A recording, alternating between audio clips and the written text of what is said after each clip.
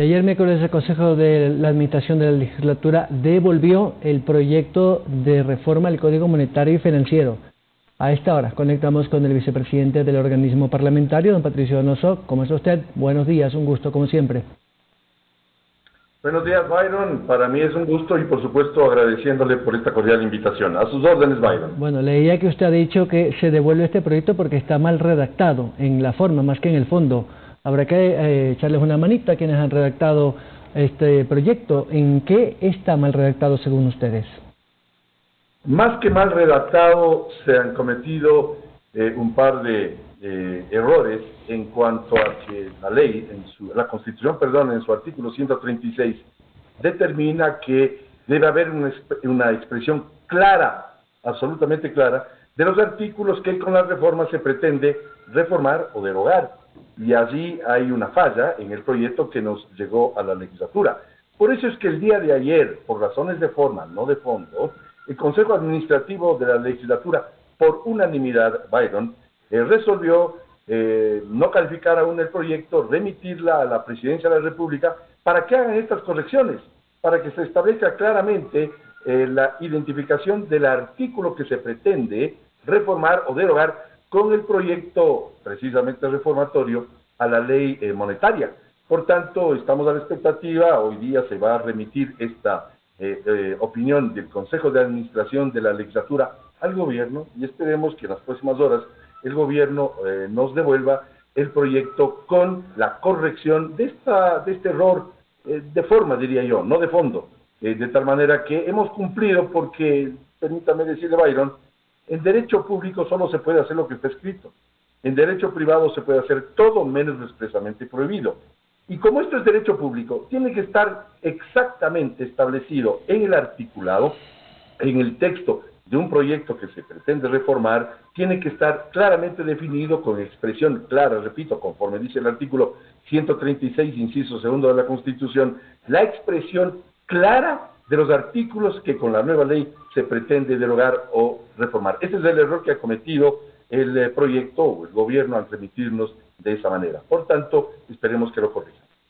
El ministro Pozo, que es un hombre con altísima experiencia en temas financieros y económicos y además tiene una trayectoria también en la banca, por lo tanto sabe de lo que habla, ha dicho varias veces que el fundamental espíritu de la ley es proteger al Banco Central de injerencias políticas y esto en clarísima observación a que pueda ser usado de caja chica a pesar de que pertenece como institución al gobierno central, al ser un banco emisor en este caso, aunque ya no emite moneda.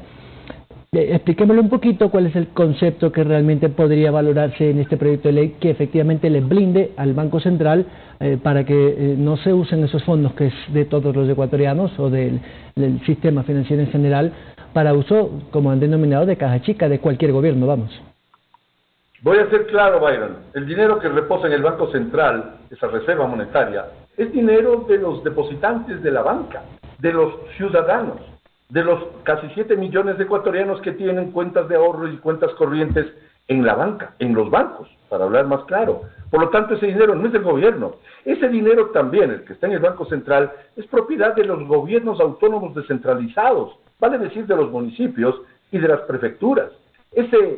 Sin duda alguna, ese dinero no es del gobierno. La práctica negativa ha sido que pretérитamente se han tomado esos dineros, el gobierno anterior lo hizo en cifras multimillonarias, siendo plata que no le pertenece. Por tanto, creo que darle autonomía al Banco Central, como lo acaba de hacer Brasil y como lo han hecho otros países, y otros ya lo tienen desde hace rato largo, es establecer disciplina fiscal. Y la disciplina fiscal trae como consecuencia el cuidar esos dineros, el poder tener credibilidad frente al mundo, el tener el apoyo de los multilaterales de crédito, Fondo Monetario Internacional, Banco Mundial, Banco Interamericano de Desarrollo, Corporación Andina de Fomento, y por supuesto poder enfrentar crisis como la que estamos viviendo, crisis económica, crisis social y por supuesto la crisis sanitaria.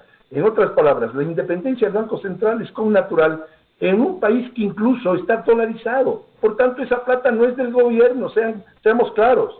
Y siendo plata de los depositantes, siendo plata de la Reserva Internacional, que además garantiza las importaciones, estimado Byron, tenemos que ser claros en que el proyecto, por lo menos conceptualmente, todavía no hemos revisado el articulado en su totalidad, por lo menos conceptualmente, cumple con una intención clara que es impedir, escúcheseme bien, impedir que este u otros gobiernos a futuro puedan tomar mano de plata que no les pertenece. Entonces, aquella idea que he escuchado en algunos políticos de que se pretende privatizar el Banco Central, ¿no sería este el espíritu de la ley? Le digo esto porque muchos de los televidentes y los radioescuchas que hasta ahora nos sintonizan podrían haberse quedado con esa percepción de que se intenta privatizar el Banco Central. El Banco Central no es privatizable, estimado Byron, no es privatizable, es un absurdo mencionar aquello. Lo que se pretende es cuidar de esa plata que no es del gobierno, de esa plata que es de los gobiernos autónomos descentralizados. Usted vive en una ciudad, ese municipio en el cual usted vive, ese municipio tiene que hacer obras, alcantarillado, tiene que cuidar del medio ambiente, necesita ese dinero que es propiedad precisamente de los gobiernos autónomos descentralizados, de la prefectura provincial de su provincia, Byron. Por tanto, no es plata del gobierno. Lo grave es que pretéricamente hubo un gobierno que se tomó ese dinero, y vaya usted el problema serio que tenemos con la Reserva Monetaria Internacional, que además es la que garantiza las importaciones. Y en este momento miles de ecuatorianos, por no decir millones, están viendo este canal de televisión en una televisión seguramente importada del exterior. ¿Cómo se importaron esos bienes? O el auto que usted tiene, o tantos bienes importados, si no es con la garantía que esta Reserva Monetaria significa en las importaciones. Por tanto, hay que tener mucho cuidado. Los expertos en esta temática dicen que el Banco Central es el tercer creyente, es decir, aquel que asegura un buen manejo de la deuda externa, un buen manejo de la economía, y por supuesto, la frase esa de que se quiere privatizar el Banco Central no tiene lógica. Ahora bien, el proyecto, una vez que retorne al CAL, tendrá que ser calificado y direccionado a una comisión. Yo voy a pedir que sea direccionada a la Comisión de Régimen Económico, a la cual me pertenezco, pero no porque me pertenezco a aquella comisión, sino que ya tratamos temas similares hace más de un año.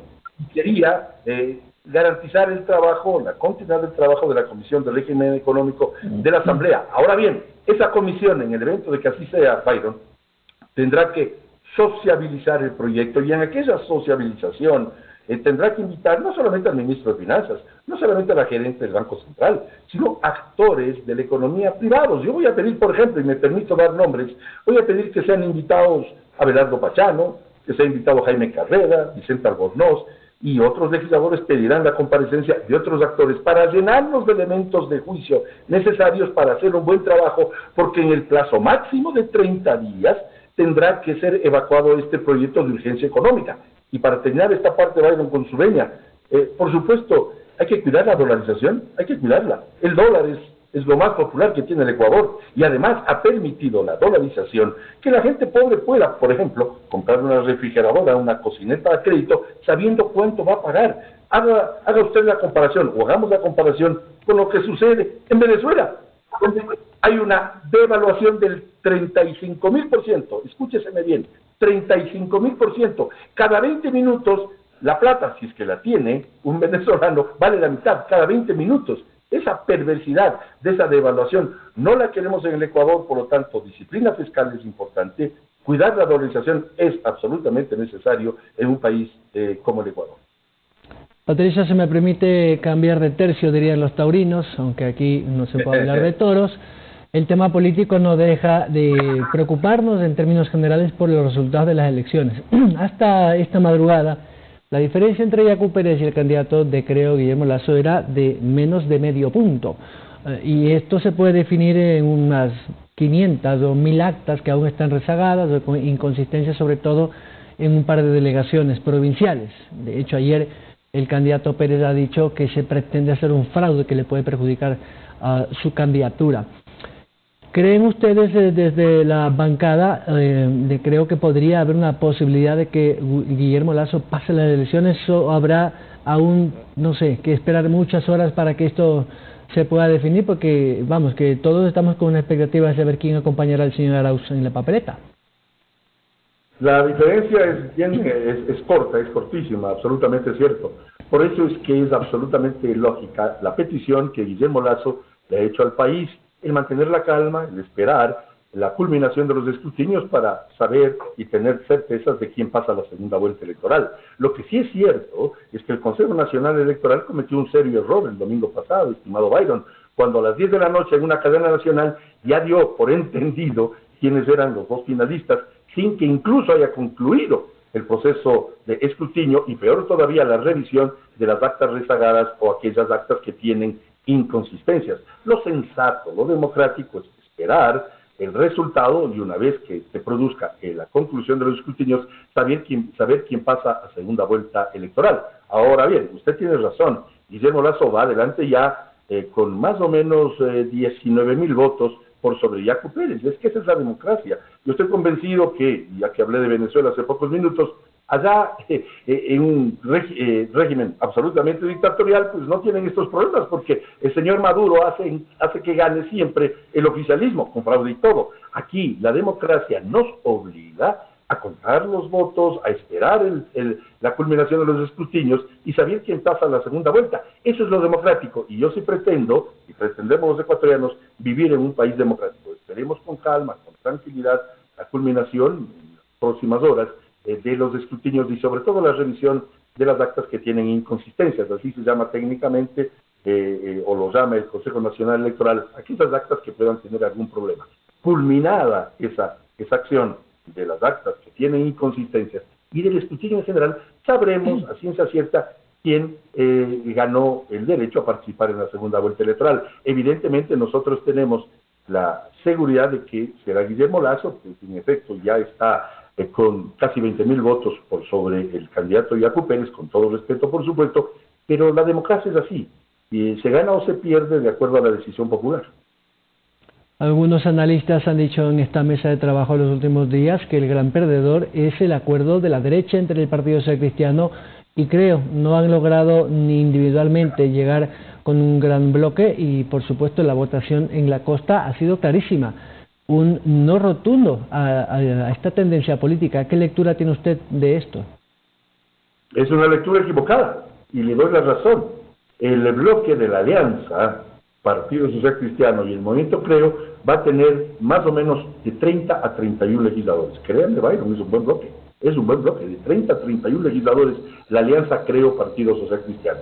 Por tanto, aquellos que han mencionado que hay un mal resultado están equivocados. Ahora bien, siempre se pretende tener mejores resultados, por supuesto, sin duda alguna, pero tener 30 legisladores en alianza es un número importante. Y lo digo yo, que ya tengo 8 años en la legislatura, conozco cómo funciona el tema ahí en el Parlamento, y tener un bloque de 30 legisladores, vamos, que es importante, en alianza entre Creo y el Partido Social Cristiano.